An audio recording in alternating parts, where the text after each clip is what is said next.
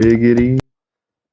How's it going, everybody? Welcome back to the Liberty Hour, streaming through Spreaker Studio, the 16 Jackson AJ1 Twitter account, and the A2 Jack YouTube channel. I'm back here with Ricky, Michael, and Aleeyah, and we were just talking about how this virus actually was proven to be a thing as early as 2015, and I was getting everyone's thoughts on the idea of how important it is to fund these types of things, considering that the U.S. government put a stop to all federal funding of gain-of-function studies like these in October 2013. So I got Ricky's thoughts on this, and related to the issue, I guess I'll go ahead and turn this over to Aleeyah now. Aleeyah, what's your thoughts on the fact that this virus was actually shown to be a thing as early as 2015, and how important do you think it is to actually keep things like this funded or have these studies be done to prove that potential viruses that could occur or outbreaks in the future? I don't really have much to say other than the fact that I feel like we should be funding and always be learning and looking out, because if you haven't noticed, there's so many like sicknesses and illnesses that come and go, new ones, old ones, that they're just constantly going to be around because there's so much bacteria everywhere, obviously, that they're constantly going to keep coming up. So I just feel like we should always be aware of it. And that's another thing too, is I know so many people that don't really care about washing their hands or hygiene, and now everyone's like crazy about it. So I don't know. I just feel like we should be more aware just in general. Yeah, I think that we definitely need to be more aware of these things that occur, and I think, and this obviously comes from a person who I'll admit it, I haven't gotten a flu shot in about 5 years or so. Me neither. Oh, dude, I got my flu shot. I got my flu shot last year, and guess what happened at the beginning of this year? I got the flu after like 5 years. I got the flu once my whole life, and the last time I had a flu shot was probably like 2007. But I still think it's important to take in. Why are you roasting everyone? Sorry, go ahead. I think this is showing why it's important to still, put, certain safeguards in place, regardless if that means, getting a vaccine if you feel like you needed it, depending on how your immune system is, or whatever the case may be. But I think you're right. It is important to pay attention to these things as they occur, very closely.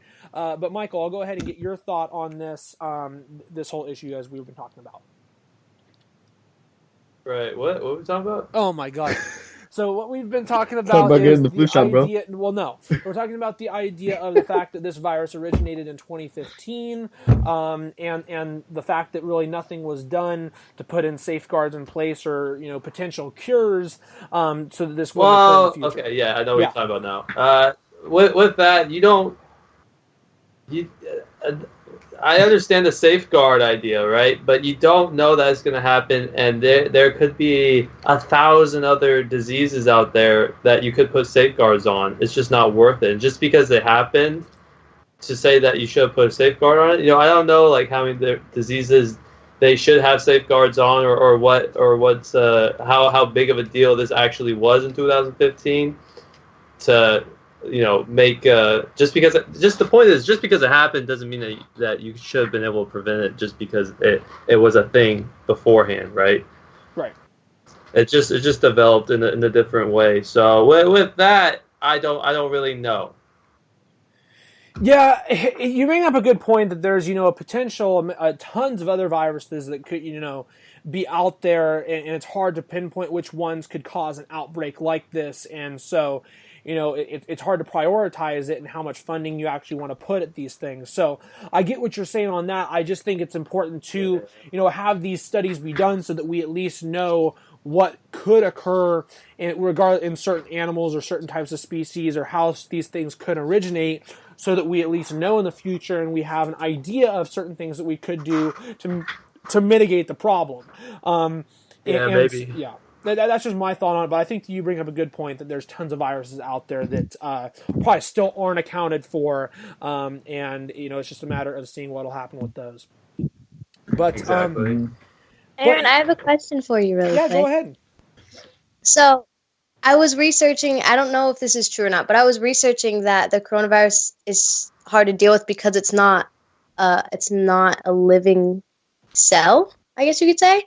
And I know that vaccines, like the way they make them is like a flu shot, like they get like a dead strand of the virus and inject you with it so your immune system can like memorize it and tear it down. But since this coronavirus cell isn't alive, do you any guess of how they would possibly make a vaccine for that if it's already not alive but it's still killing so many people? Oh man, I think that's what makes it so difficult. I think that that's a really good point, actually. You know, and that's why it's really interesting to see how fast they're able to make progress on, you know, trying to come up with certain things to make a vaccine. It's just phenomenal to see how quick that's going. But yeah, I really don't know what they do plan on doing in terms of this for the vaccine. You know, the only thing I could think of is because I know that this virus, you know, you don't necessarily see the symptoms, and this thing can still go semi-airborne. And I think the only thing that you really can do is maybe you could have something in the vaccine to where you can, you know, make it to where you aren't necessarily as contagious when something, you know, goes airborne, or if somebody, you know, doesn't have certain symptoms. And that's really hard to do when it's not a living, you know, cell. But hold on. We have vaccines for the flu, right? And it's a virus too. Yes. Yes. But like, you're saying that's a cell? Well, not necessarily. It's just like most. I don't know how to explain it, but most viruses, they're like living. Yes. And so they can just keep procreating with themselves to keep the virus going. And so when you get a vaccine, they have a dead part of that virus, so it can't keep reproducing, so your body can attach to it and memorize it, so forth. But the coronavirus is not a living virus. It's already dead, so and it's still having a big effect on people, so they don't know how to make the vaccine. Well, all viruses aren't technically alive, right? I don't know. I was researching it, and they said that that's why it's so hard, is because it's not alive. Well, it's not a matter that it's not a matter of it being alive or not. It's a matter of it alive when it gets into a cell of another living organism. That's the thing. And so, you know, most viruses are alive in other organisms or in certain cells. It doesn't necessarily mean they're obviously, you know, alive and being. The thing that she's pointing out with this coronavirus is it's not necessarily the same. As in, there's other ways that people can actually get this than just necessarily that. So I think that's the big problem, and that she's kind of pinpointing when it comes to a vaccine specifically for this to help cure it. Yeah. Yeah, I know. Scary times for sure, but we'll just have to see how things go and you know, keep our hopes up. I heard that heat ruins it. I heard that the heat kills it off rather that does quickly. for most flus. It'll be interesting to see how it kind of goes with this. I think that definitely will play a bit of an impact. How much it just remains. It'll impact it for sure. Yeah, it definitely will impact how much? It, so. Yeah, and never in my life would I have thought I would have looked forward to 100-degree weather, but what do you know? Global warming, let's go! Yeah, root for global warming, right? Well, I think on that note, that's probably pretty much all I have for this podcast. I want to thank Ricky, Aleeyah, and Michael for all coming on and talking about this. It's good to be able to still have communications with. This is all we can do. This is one of the very few things that we still can do. So this was enjoyable. This was fun. Like I said, be prepared for more of these in the future. I would like to have. I'm going to be having a lot more of friends and people that I know that will be on. My hope is to have a couple of people on that actually know really are involved in the medical side of things when it comes to this. And so I'll see if I can coordinate something with some of those people as well, so I can give you guys a lot more information on what this means going forward. But I hope you guys enjoyed this show. That's going to do it.